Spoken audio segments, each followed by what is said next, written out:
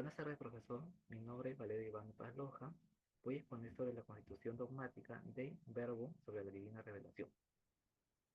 Dividí en varios capítulos, justamente voy a empezar con el provenio, donde indica que el Santo Concilio busca exponer la divina doctrina sobre la revelación divina y su transmisión, promoviendo la fe, la esperanza y el amor en todos los creyentes.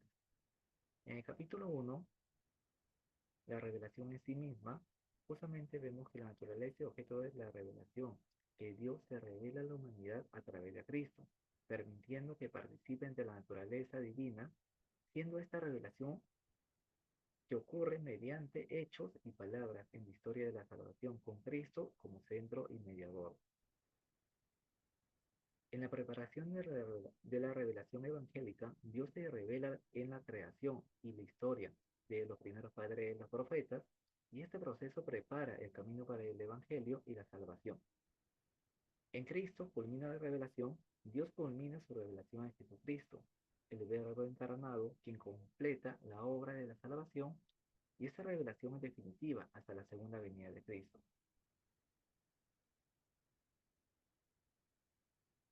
La revelación hay que recibirla con fe. Cuando Dios se revela, el ser humano debe responder con fe y aceptar su verdad, cultivando esta fe con la ayuda del Espíritu Santo para una comprensión más profunda de la revelación divina. En la verdad revelada, justamente la revelación divina requiere una respuesta o la respuesta de la fe del ser humano. Y esta fe se profundiza con la ayuda del Espíritu Santo para una mejor comprensión de la revelación. En el capítulo 2 vamos a ver la transmisión de la revelación divina. Justamente acá vamos a ver los apóstoles y los sucesores heraldos del Evangelio.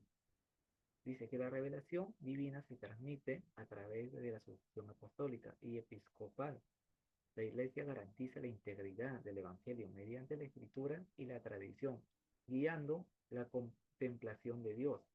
En la sagrada tradición, la predicación apostólica y la tradición guían a la Iglesia hacia la verdad divina. La tradición, en proceso constante con el Espíritu Santo, junto a la Escritura, mantiene viva la palabra de Dios en la Iglesia. Asimismo, mutua relación entre la sagrada tradición y la Sagrada Escritura. Nos dice que la Sagrada Tradición, la Sagrada Escritura, proveniente de la misma fuente divina, se complementa y apuntan hacia un único propósito en la transmisión de la palabra de Dios, asegurando la fidelidad en la transmisión y comprensión de las verdades reveladas, fundamentando la fe de la Iglesia en la revelación divina. Relación entre una u otra, como toda o con toda la Iglesia y el magisterio. Dice, la Sagrada Tradición y la Sagrada Escritura forman un único depósito de la palabra de Dios, confiado a la Iglesia, con el magisterio encargado de interpretarlo auténticamente, asegurando la coherencia y la eficacia en la transmisión de la fe y en la salvación de las almas según el plan divino. En el capítulo 3 justamente vamos a ver la inspiración divina de la Sagrada Escritura y su interpretación. ¿Cómo lo vamos a interpretar justamente de esta Sagrada Escritura? Bien, se establece, dice, el hecho de la inspiración y de la verdad de la Sagrada Escritura. Dice que la creencia en la inspiración divina de la Sagrada Escritura garantiza su veracidad y utilidad para enseñar y guiar a los creyentes hacia la perfección y a la realización de las buenas obras según la fe apostólica. Como hay que interpretar la Sagrada Escritura, en esencial, comprender el contexto cultural y literario de los autores bíblicos para extraer el verdadero sentido de los textos sagrados, trabajando con diligencia y respetando la autoridad de la Iglesia en la interpretación de la palabra de Dios, con descendencia de Dios. En la Sagrada Escritura, la sabiduría divina se revela de manera comprensible para la humanidad, mostrando la bondad y cuidado de Dios hacia nosotros. La adaptación de las palabras divinas al lenguaje humano refleja la condescendencia de la sabiduría eterna, permitiendo que conozcamos la benignidad de Dios en forma inefable. En el capítulo 4 vamos a ver el Antiguo Testamento.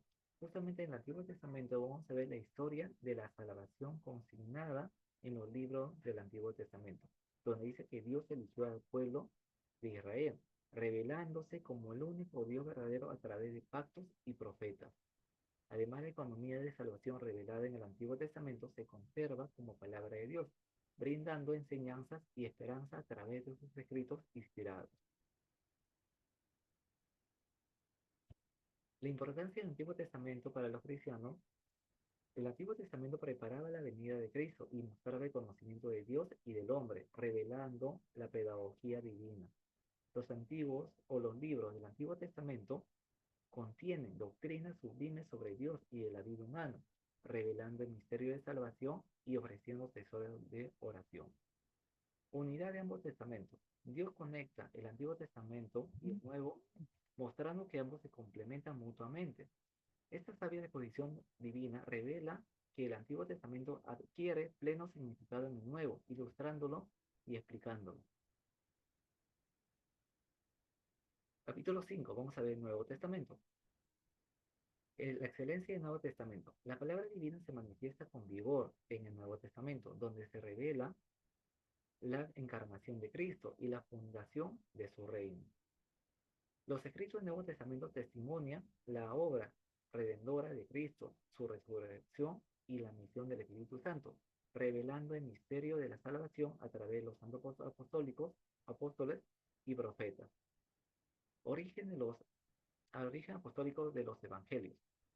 Los evangelios son fundamentales en el Nuevo Testamento, siendo el principal testimonio de la vida y enseñanza de Jesucristo.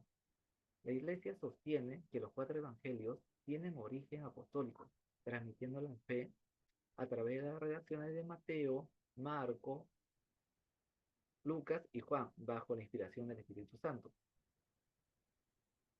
Carácter histórico de los evangelios. Los autores sagrados seleccionaron, sintetizaron y explicaron eventos de Jesús basados en testimonios directos, transmitiendo la verdad sobre él como fidelidad.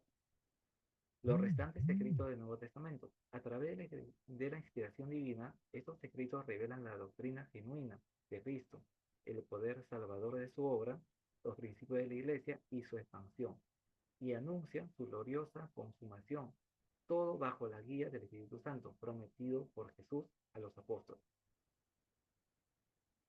En el capítulo 6 vemos la Sagrada Escritura en la vida de la Iglesia. Justamente vemos a la Iglesia venera la Sagrada Escritura. La predicación y la religión cristiana deben nutrirse y regirse de la Sagrada Escritura, la cual es vista como la palabra inmutable de Dios y fortalece la fe. Alimenta el alma y sustenta la vida espiritual de los creyentes.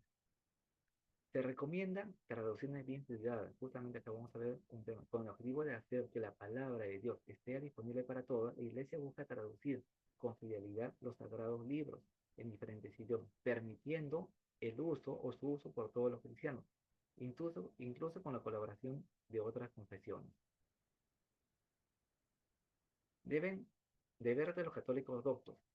Los exegetas y los teólogos católicos colaboran diligentemente bajo la guía del magisterio para investigar y presentar las escrituras de forma que puedan enriquecer espiritualmente al pueblo de Dios, promoviendo el amor por la palabra divina.